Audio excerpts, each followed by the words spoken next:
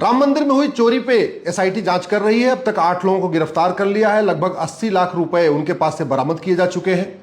जांच कंटिन्यू जारी है। पहले कुछ लोगों ने कहा था कि उन्होंने जो सोने की ईंट दिया था नहीं मिल रहा है, कुछ लोगों ने कहा था काग भुसुंडी जो दिया वो नहीं मिल रहा है, कुछ लोगों ने बताया कि उन्होंने चांदी की ईंट दिया नहीं मिल रहा है।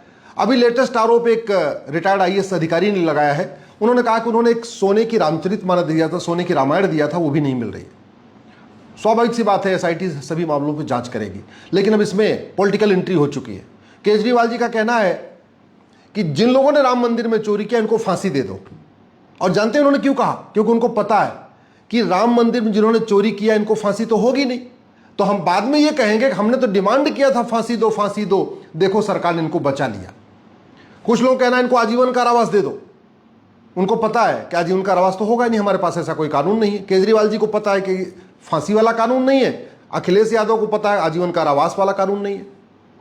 कांग्रेस के नेता बार बार और अलग अलग तरीके का आरोप लगा रहे हैं। उनको भी पता है कि इसमें कुछ नहीं होने वाला है, न इसमें 100% प्रॉपर्टी जब्त होगी, न सिटीजनशिप खत्म होगी, न आजीवन कारावास, न फांसी होगी। क्यों? क्योंकि न तो प्रिवेंशन ऑफ करप्शन ऐसी व्यवस्था है, और न तो हमने जो चोरी के लिए दूसरे हमने कानून बना रखे उसमें कोई व्यवस्था नहीं। हमारे देश में तो चोरी का एक ही कानून है, ट्रेन में चोरी करो, किसी के घर पे जाके चोरी करो, मंदिर में चोरी कर लो, मूर्ति चोरी कर लो या चढ़ावा चोरी कर लो, 100 रुपए की चोरी करो या 1000 की चोरी करो, 1 लाख की चोरी करो या 1 करोड़ की चोरी करो, सजा सबके लिए एक बराबर है। अधिकतम सजा 5 साल होगी, बस, इससे ज्यादा कुछ भी नहीं होगी। चर्चा चाहे जितनी लंबी हो जाए। और पाखंड देखिए, केजरीवाल ये तो कह रहे हैं इसको फांसी दे दो, लेकिन ये नहीं कह रहे कि फांसी देने के लिए कानून बना दो। अरे भैया, कोर्ट तो कानून देखेगी ना, कानून में तो केवल अधिकतम 5 साल की सजा है, तो कोर्ट तो 5 साल की सजा देगी। लेकिन केजरीवाल बड़ी चालाकी से जनता को गुमराह करने के लिए ये तो कह रहे हैं फांसी दो, लेकिन ये नहीं कह रहे हैं कि फांसी देने के लिए कानून बना दो। अखिलेश यादव कह रहे हैं आजीवन कारावास दो, लेकिन उनको पता है कि होगा नहीं, क्योंकि ऐसा कोई कानून नहीं है। इसलिए अखिलेश यादव ये तो नहीं कह रहे आजीवन कारावास की सजा देने के लिए कानून बना दो, ये कह रहे हैं सजा दो। कांग्रेस के नेता कह रहे हैं इनकी प्रॉपर्टी जब्त करो। जानते क्यों कह रहे हैं? क्योंकि उनको पता ऐसा कोई कानून ही नहीं, इनकी प्रॉपर्टी जब्ती नहीं की जा सकती। एक बात तो जरूर है, चोरी तगड़ी हुई है। चोरी जितनी पकड़ी गई है हमें नहीं लगता कि इतना ही है, और ज्यादा है। और पूरे देश में और पूरी दुनिया में बड़े प्लान्ड वे में सभी राम विरोधियों को, रामद्रोहियों को मौका मिल गया है बदनाम करने के लिए। आरएसएस को भी बदनाम करने की कोशिश कर रहे हैं, विश्व हिंदू परिषद को बदनाम करने की कोशिश कर रहे हैं, हिंदुओं के ऊपर एक बड़ा कलंक लगा रहे हैं। अभी तक हम लोग जो मांग करते थे कि हमारे मठ मंदिर फ्री किए जाए, अब उससे उन कहेंगे अरे फ्री कैसे करोगे, जब पहले सरकार के कंट्रोल में था तब भी चोरी हो गई, फ्री करने पे सारे बांट लेंगे, बंदर बांट हो जाएगी। तो ये भी एक बड़ी साजिश है। इसलिए मैं सबसे पहले सरकार से निवेदन कर रहा हूं कि तुरंत ये जो प्रिवेंशन ऑफ करप्शन एक्ट है ना, इस कानून को बदल दें।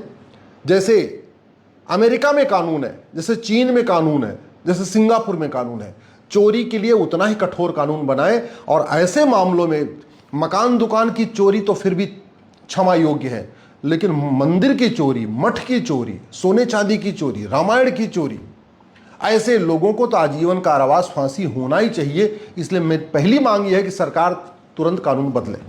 दूसरा,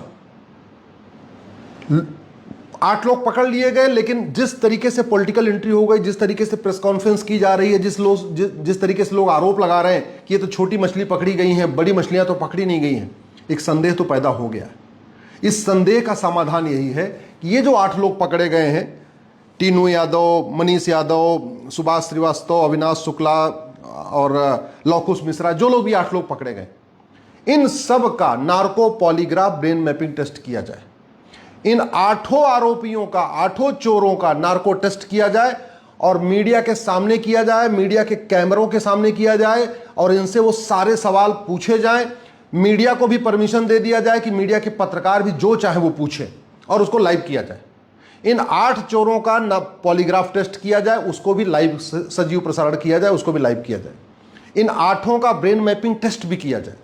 3 टेस्ट इसलिए मैं कह रहा हूं कि मान लो नार्को टेस्ट में कुछ रह जाए तो पॉलीग्राफ टेस्ट में पकड़ा जाएगा, मान लो कुछ पॉलीग्राफ टेस्ट में भी रह जाए तो ब्रेन मैपिंग में पकड़ा जाएगा।